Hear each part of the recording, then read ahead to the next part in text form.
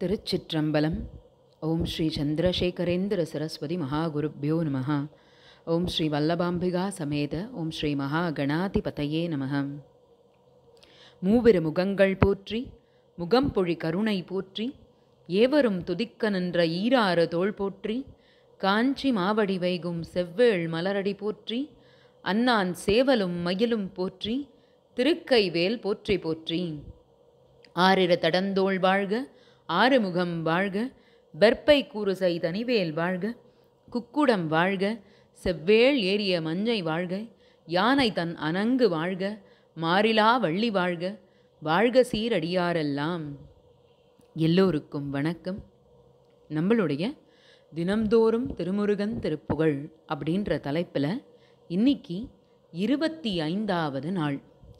இந்த நாள் வரைக்கும் வந்திருக்கோம் அப்படின்னா இதுவே முருகப்பெருமானுடைய பரிபூர்ணமான அனுக்கிரகம். இந்த 25 நாட்களும் திருப்புகழை என்னை சொல்ல வச்சு உங்கள் எல்லாரையும் கேட்க வச்சிருக்கான் அப்படின்னா அது முருகப்பெருமானுடைய தனிப்பெரும் கருணை தான். அதனால் அவருடைய பொன்னார் திருவடிக்கும் வள்ளி தெய்வசேனா சமேத இருக்கக்கூடிய முருகனுடைய திருவடிக்கும் அருணகிரிநாத பெருமான் திருவடிக்கும் என்ன இந்த திருப்புகழை எடுத்து பண்ண வைத்ததுக்கு காரணமாக இருந்த என்னுடைய ஆத்மகுருநாதர் வள்ளிமலை சுவாமிகள் சச்சிதானந்த சுவாமிகள் அவருடைய திருவடிக்கும் முதற்கண் என்னுடைய நன்றியை தெரிவிச்சுக்கிறேன். இந்த 25 நாட்கள் அப்படின்றது 108 நாட்களும் தொடர்ந்து நடக்கணும். 108வது நாள் அதாவது மகாஸ்கந்த சஷ்டி அன்னைக்கு நம்ம 108 திருப்புகழை தொடர்ந்து சொல்லியிருக்கோம் அப்படின்ற நிம்மதி நமக்கு வரணும். அதுக்கு அந்த முருகப்பெருமானுடைய அனுக்கிரகம் நமக்கு கிடைக்கட்டும்.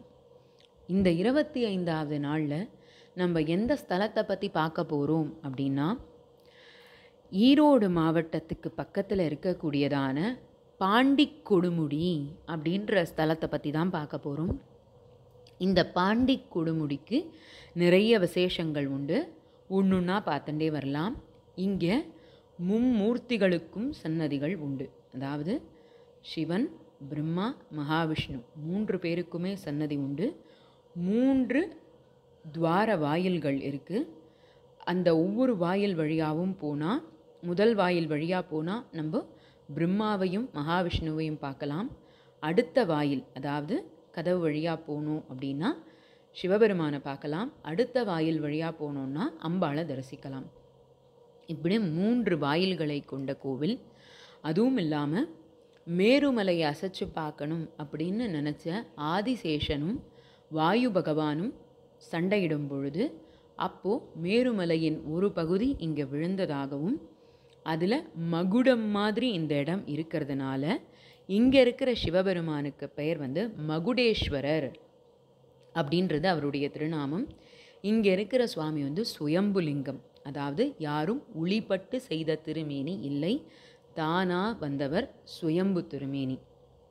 இங்கே இருக்கிற மகுடேஸ்வரர் மேலே நம்மளுடைய சமயக்குறவர்கள் 4வரில் ஒருவரான சுந்தரமூர்த்தி சுவாமிகள் நமசிவாய திருப்பதிகம் பாடியிருக்கார்.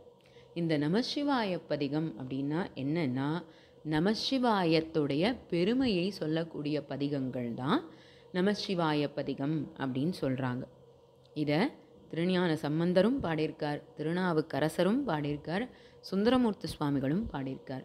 அதில் சுந்தரமூர்த்தி சுவாமிகளுடைய பாடல் மற்று பற்று எனக்கு என்று நின் திரு பாதமே மனம் பாவித்தேன் பெற்றலும் பிறந்தேன் இனி பிறவாத தன்மை எய்தினேன் கற்றவர் தொழுது ஏத்தும் சீர் கரையூரிற் பாண்டிக்கொடுமுடி நற்றவா உனை நான் மறக்கினும் சொல்லும் நான் நமசிவாயவே அப்படின்றது அவருடைய பாடல் ஆரம்பிக்கும்.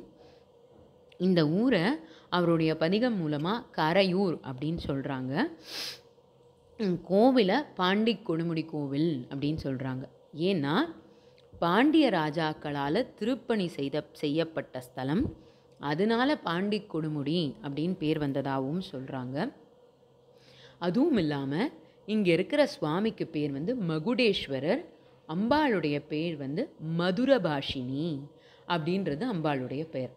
இப்போது நம்மளுடைய முருகனுடைய திருப்புகழை பற்றி பார்க்க ஆரம்பிக்கலாம். இந்த ஸ்தலத்துக்கு 2 திருப்புகழ் பாடப்பட்டிருக்கு. இங்கே இருக்கிற திருப்புகழ் பாடல் பெற்ற முருகனுக்கு பார்த்திங்கன்னா 2 திருப்புகழ். அதில் ஒன்று கொஞ்சம் பெரியதாக இருக்கும், இன்னொன்று நம்ம எல்லாரும் படிக்கிற மாதிரி சின்னதான திருப்புகழ் தான். இருவினை பிறவி கடல் மூழ்கி அப்படின்னு ஆரம்பிக்கக்கூடியதான அந்த திருப்புகழ். இதுவும் பார்த்திங்க அப்படின்னா ரொம்ப சின்ன திருப்புகழ் தான். நம்மளால் பொறுமையாக படித்தோம்னா கண்டிப்பாக படிக்க முடியும். இப்போது இதை நான் 2 தடவை படித்து காட்டுறேன், பார்த்துட்டே வாங்க.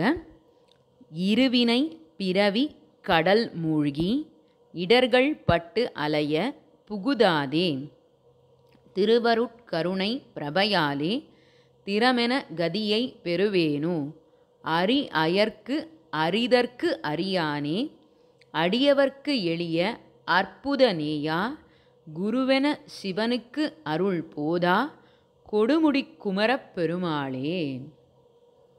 இதுதான் இந்த திருப்புகழ். இதை இன்னொரு தடவை படித்து காட்டுறேன்.